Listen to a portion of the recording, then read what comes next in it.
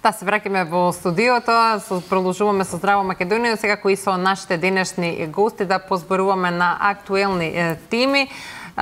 Господине Воислав, еве да се навратиме на вас. Ги споменавме кадрите. Во паузата малку зборувавме околу кадри. Еве како професор и сите она кои што го работевте, бевте председател на работна група за подготовка на повеќе закони за внатрешни работи, за полицијата, за кривична постапка. Па сметате ли дека имаме еве кадри кои што совесно и одговорно ќе си ја вршат работата?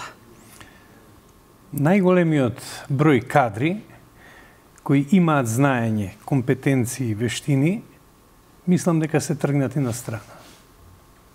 Не се активно вклучени во работата на институциите. Заминати сте, мислите, заминати се од нашава држава или се тука или се заминати од нашата држава, или се тука, но не се ангажирани. Не можат да дојдат на ред од партиски кадровски решенија. Не можат да дојдат на ред од низа разни околности кои едноставно не го ценеа знаењето, не ја ценеа стручноста, не ја ценеа компетентноста и на површина излегуваа некои случајни кадри кои направија хаос во институциите. Мислам дека и балансерот што беше актуелен години наназад придонесе за еден таков однос кон квалитетните кадри во земјата. Што е тоа што треба да се направи? Треба да се направи еден рез. Мислам дека Република Македонија е премногу мала држава за да има 27 универзитети на нејзината територија, за 2 милиона жители. Треба да се направи напор универзитет да постои само доколку ги исполнува условите за акредитација, доколку ги исполнува со закон предвидените правила за негово функционирање. Не е возможно еден професор да држи 23 предмети на некои факултети, не е возможно професор да држи 12 предмети на некои други факултети. Така што тој дел треба да се навистина стави под лупа и образованието да го добие она место кое го заслужува во државата.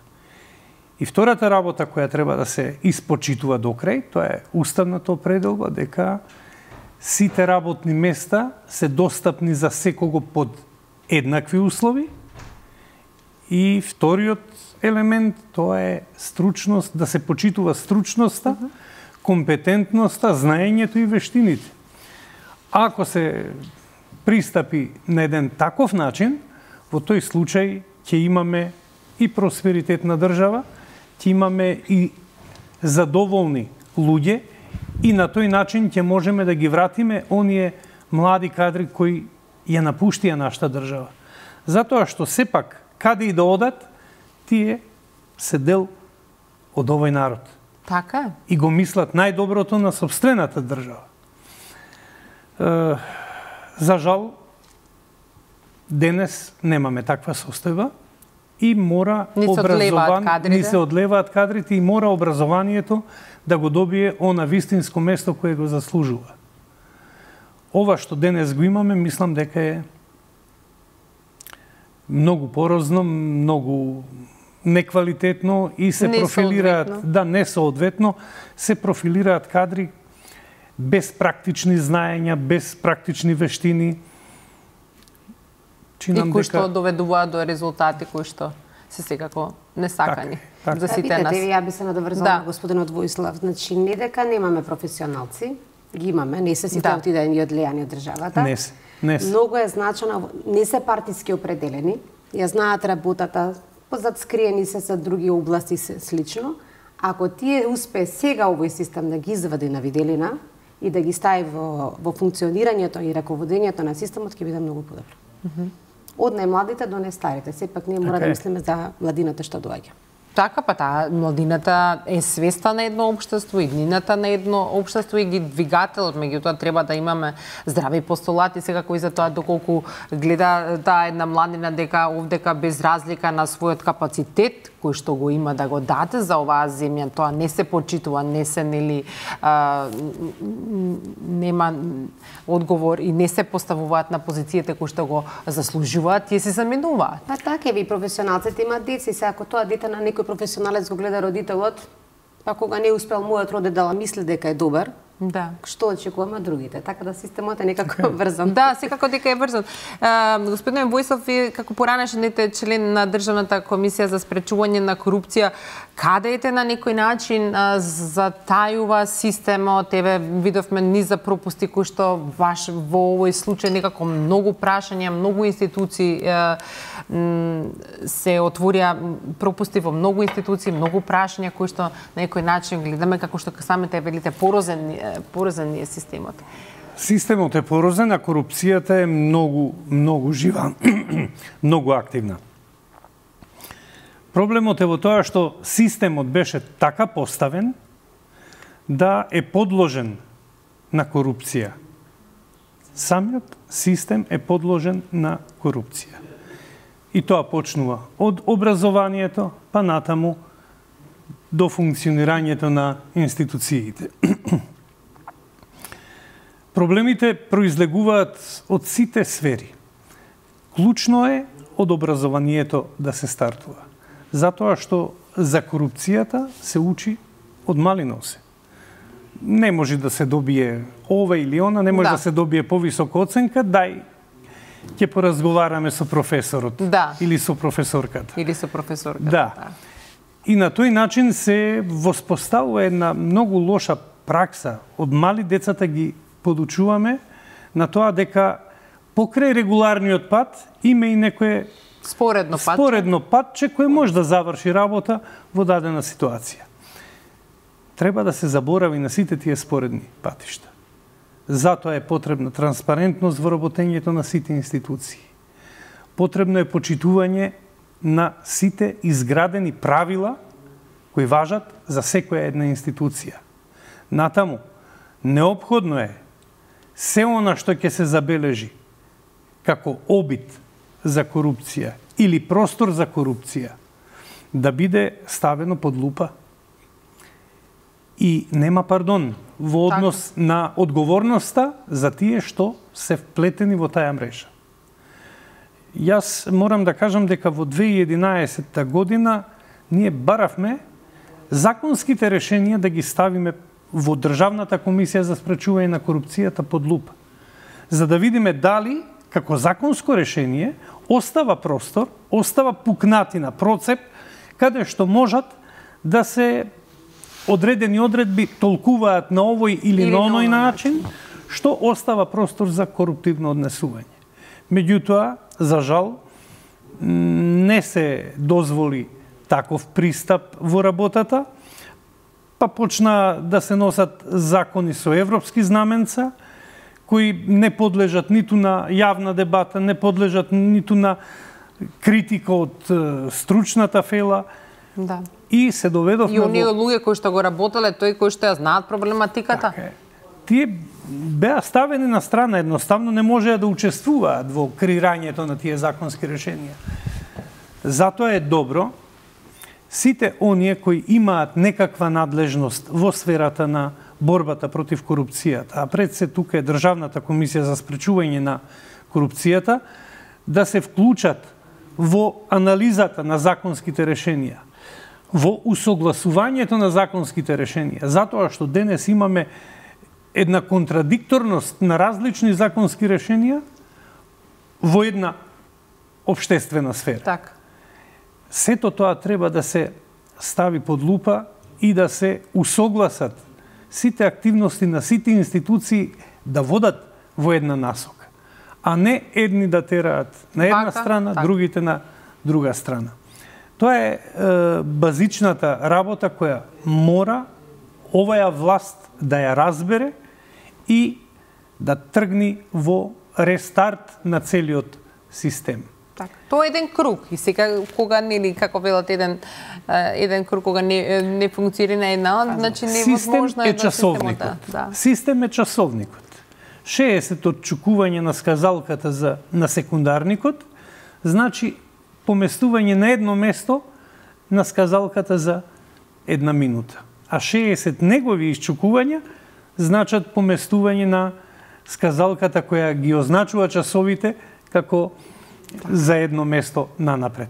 Така што, додека не се воспостави таков систем... И синхронизација. Да се синхронизира сето тоа во систем, да можеме со право да кажеме дека имаме систем, не можеме да бараме ниту права, ниту одговорности. Не. Сите сме креатори на тој систем. Така. И во тој дел секој си има свое место, свој придонес. Так. Свој удел, ама и своја одговорност. Своја одговорност. Така. Александра, колку е, да речеме, сега се појавија најразлични спекулации во однос на злоупотреба на одредени сметки кои што ги има. Има ли вакви пријави, некои кои што доаѓаат во Црвен крст да се пожала, да речеме, да ви кажат дека побарале нив со назнака дека тоа треба да се донира во Црвен крст, некакви си сметки и така натаму. За жал, има одредени луѓе кои што, одредени тажни моменти знаат да ги користат на неубав начин. Затоа е многу важно кога се работи било што, поготово вака чувствителна тема или вака чувствително собирање на финансиски средства кои што се за таква намена како што се овој пат, да биде многу транспарентно, да биде многу јавно. Кога се отворија сметките, односно телефонските броеви на Црвен крст, тоа се броеви кои што со години функционираат и кои што исто така транспарентно беше кажано дека се исклучиво наменети за помош и поддршка на жртвите и оние кои што се настрадани во случајот кој што се случи во Кочани. Истото беше и со сметките кои што се отворија како донаторски средства преку банкарските трансакции. Така што сите оние можни злоупотреби на тој начин се минимализираат, односно веќе и се избегнуваат. Во однос на другите начини на донирање сепак оставам на лицата кои што ги направиле, односно ги организираат, сепак тоа се индивидуални иницијативи или па колективни иницијативи. Сепак се држам до она што кај нас се случува, односно на тој еден транспарентен начин, како се собираат, како се распределуваат средствата, еден начин кај што граѓаните имаат увид дека тоа што е донирано, таму е распределено. Сепак станува збор за финансиски средства, повторно ќе кажам, кои што се чувствителни, кои што и секогаш и во секоја ситуација со огромно внимание го следиме собирањето и распределувањето на истите, бидејќи сепак тоа не се средства само на Црвениот крст, ако се веќе на Црвениот крст, туку се од граѓаните кои што ние како организација ги распределуваме до крајните корисници. Така што ви сте само една што се вели алатка, нишка, посредник до крајната цел до која што се наменети. Тоа е еден цел механизам, систем кој што исто така многу треба да се почитува и кој што е многу важен. Дури нашите волонтери, велиме, кога излегуваат на терен, кога прават нешто, кога се во улога на помагатели, треба да го имаат чувството на припадност зад кого, кој стои зад нив. Тие не се индивидуалци на терен. Јас тука сум седната од името на мојата организација, носејќи го знакот што е намена, односно представувајќи ги мисијата, визијата и принципите на таму каде што работам, таму каде што го представувам. Да, вие сте сега лицето на Црвениот крст. Да, и во овој случај е многу важно во вакви трагедии, во вакви катастрофи, репутацијскиот углед на организацијата, транспарентноста, отчетноста кон граѓаните. Она што го работиме, сепак да е многу јасно и многу едноставно дефинирано за секој да ја свати улогата. Затоа што ние сме помагатели. Ние сме првите изложени, односно бевме првите изложени на терен. Меѓутоа и нашите помагатели имаат потреба од помош. Ние велиме Црвениот крст, волонтерите, капацитетите, споменавте претходно колку е важно младите да се активирани, односно како во тој систем младите да ги насочиме на вистинскиот пат. Јас искрено верувам во волонтеризмот, искрено верувам во тие нешто кои што младите ги прават како директно соочувајќи се со проблемите, директно ставајќи се во улога на помагатели во заедницата, дека нема да излезат исти како што влегле на нека одредена возраст, влегуваат некојаш на 12-13 години како волонтери во Црвен крст. После долги години волонтирање, после соочување со она што значи реалност, никогаш не се едноставно стануваат подобри личности И тоа е она што нас не прави горди, дека сепак помагаме во градење на едно поздраво општество, во едно покохезивно општество. Волонтерството е тоа. Здрава младина.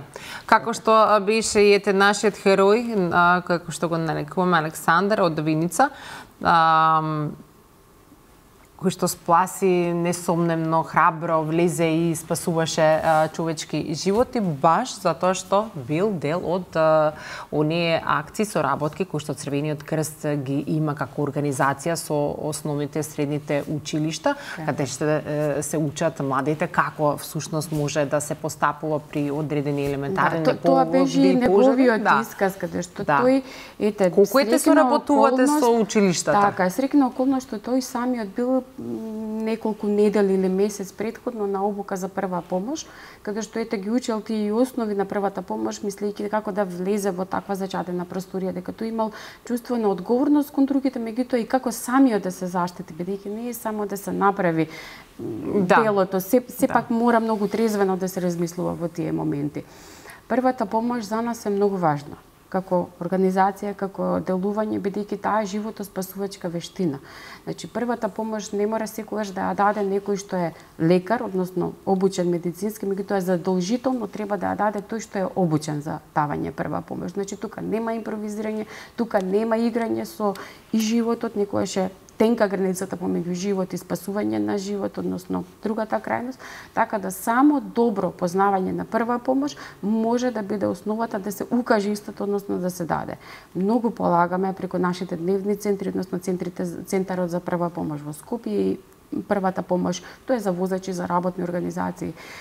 Сега, периодот, огромно е барањето за дополнителни обуки за прва помош, граѓаните свати, општествено одговорните компании, фирми тоа го знаеа, го правеа. Нередовно имаме обуки за прва помош согласно законот. На секој вработен еден треба да ја познава првата помош. Ние минатите години имавме кампањи со училиштата, како учениците треба да ја познаваат прва помош, па и во градинките и децата треба да ја познаваат од најмала возраст. Да не зборувам за наставниот кадар и тие вежбовни активности за евакуација во случај на било каква катастрофа. Што не знаеме кога ќе ни се случи. Едноставно таа подготвеност е важна. Периодов имаме огромно барање од фирми, од компании, од факултети, од училишта. Да дојдат да посетат? Како да ги посетат, како да научат првата помош, како да практицираат првата помош и понатаму остануваме и навистина отворени за да ги подучиме и општата популација, граѓаните преку сите тие вежбовни активности, дека всушност првата помош не значи само да се отиде, да се земе сертификатот, како што беше можеби случај во минатото со провајдери кои што не го сваќаат толку сериозно сето тоа, значи не е само до сертификатот, не е само да се помине часовите, треба да се научи, треба да се практицира, затоа што е искуството, за жал, и во домот покажува дека не знаеме кога ќе се случи несреќата, треба да бидеме подготвени. Така, да.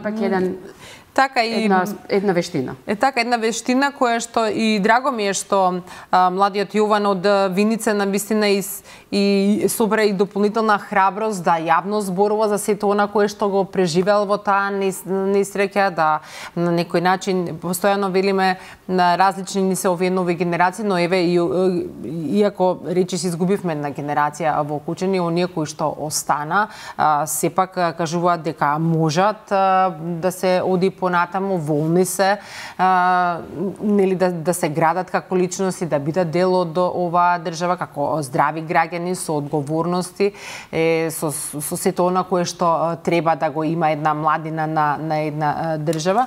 И драго ми е на некој начин што тие ќе бидат она иницијална каписла што се вели на надежта која што ќе треба да се дава во наредниот период, затоа што на сите ќе ни треба и кои што не сме директно вклучени во оваа несреќа. Ние сме мала држава, секој од секого познава некој кој што е засегнат, некој изгубил член, некој се уште се бори, меѓутоа овој процес ќе биде многу долг за сите нас и за сите институции. Докторке, што е најважно од каде треба да се започне рехабилитацијата? Па дел кажавме, нели како да процесите и фазите на рехабилитација, но она што е фундаментално или главен дел од рехабилитацијата, тоа е кинезитерапијата, односно примената на вежби. Кинезитерапијата ја спомнав и претходно, нели ја почнуваме уште од акутната фаза, па продолжуваме субакутната и хроничната фаза. Зашто ги применуваме вежбите кај овие пациенти? Ги применуваме за да го подобриме обемот на движење во зглобовите, за да спречиме појавата на ограничувањето на подвижноста во истите. Ја правиме за да ги подобриме мускулната сила и трофика, за да ги намалиме појавата на лузни, да ја спречиме појавата на ограниченост во другиот дел на функционирањето на телото. И сега како се применуваат вежбите? Најдобро е да се започне веднаш, и тоа е во првите 24 до 48 часа од настанувањето на изгорениците. Сега збориме генерално, не збориме индивидуално. И тие вежби да се применуваат 4 до 6 пати во текот на денот. И така може да правиме, посебно кај пациенти кои што имат изгореници од прв степен и кои што имат мала зафатеност од телото, од површината на телото. Но, ако имаме изгореници од прв степен, но имаме поголема зафатеност од телото, во тој случај вежбите ќе ни бидат малку анулирани, односно ќе направиме прилично вежби за респираторна гимнастика, за тонизирање на телото и слично. Ако станува збор пак сега за длабоки изгореници, во тој случај тука процесот на вежби иде постепено, поспоро, се е во координација со пластичните хирурзи кои што тие пациенти ги водат, доколку пак имаме трансплантанти, односно кожа која што е трансплантирана на изгорената површина на телото, тука вежбите почнуваат многу подоцна, се чека прво трансплантантот да биде прифатен од телото, па потоа да може да се изведуваат или да се применуваат друг вид на вежби. Типот на вежбите што ги прават, тоа го прават секако физиотерапевтите, може да се применуваат пасивни. Тоа значи дека се применуваат кај пациенти кои што не може да прават движења сами, па терапевтот му помага да ги прави движењата. Подобро е ако се прават активно подпомогнати, тоа значи дека пациентот прави до некаде, а терапевтот му помага да го зголеми обемот на движење во соодветниот зглоб. И најдобро, ако се активни, кога пациентот ги изведува сам, а терапевтот го насочува како треба да ги прави понатаму. Се е поврзано во овој случај, затоа имаме вдишување на час со респираторната гимнастика и изведувањето на вежби за правилно дишање. Така да процесот е комплексен, али имаме голем број и тука се гледа креативноста на терапевтот, идеите кои што ги имат знаењето, обуката, претходно искуството, за тоа каде и до каде може да ги изведува. Секогаш вежбите ги правиме не до функционално ниво, како што рековме позиционирањето, туку до физиолошкото ниво. Значи, сакаме да го вратиме комплетниот обем на движење во секој зглоб поединечно. Така. Господине Воислав, контролни механизми, колку ни се потребни во однос на работењето на институциите, тие внатрешни контроли, колку се значени за да немаме коруптивност на системот? Контролните функции се неопходност и тие мора да се воспостават во еден систем на двостепена контрола. Првата контрола во работењето на институциите мора да ја имаат раководителите на тие институции. Значи, тие мораат да имат увид во се што се случува во институцијата.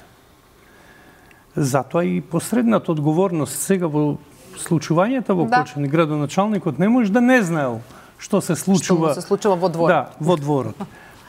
Таа е негова надлежност и тој мора да знае. Ако не знае, ќе се сноси одговорност. И тука нема пардон. Значи, тоа е првиот степен. Непосредниот раководител е првиот степен на контрола во работењето на сите вработени што се во институциите. Вториот степен мора да биде едно независно тело, една независна структура која ќе може да врши надзор во работењето на институцијата, во активностите на секој вработен и да дава независно мислење за тоа дали одредена постапка е во ред, дали одредена постапка не е во ред.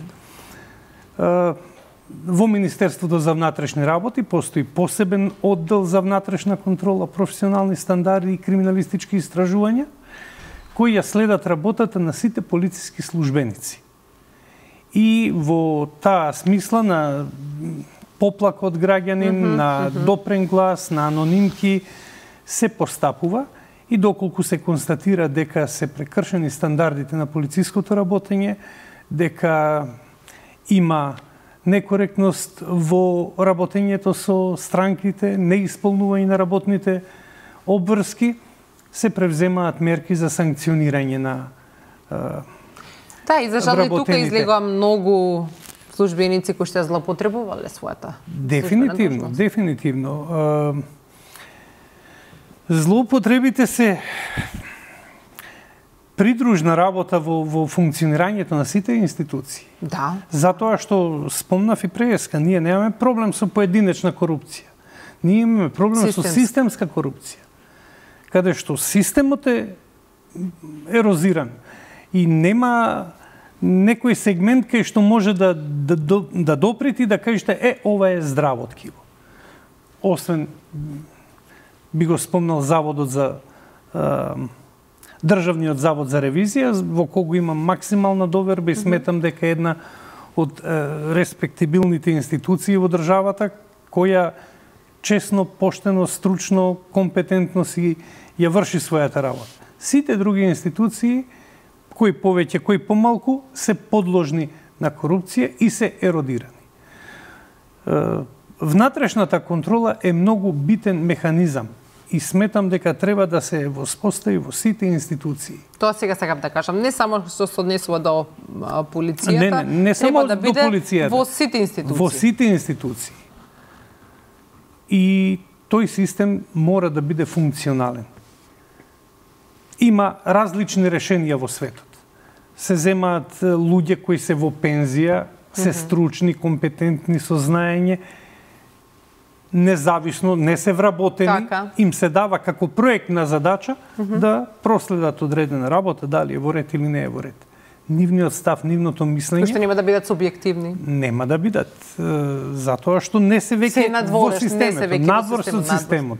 Но можат објективно, непристрасно да ги согледаат работите и да придонесат за надминување на одредени слабости.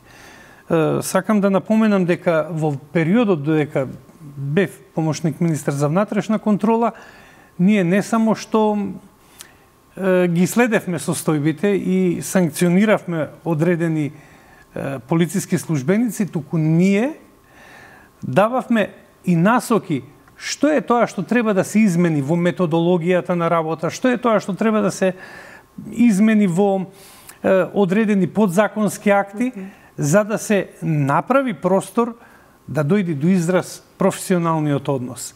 И да се намали просторот кај што може полицискиот службеник арбитрерно или дискреционо да одлучува за одредени работи. Како ќе се однесува или како ќе постапува. Затоа сметам дека... Да не го зима законот во своје раце. Така е.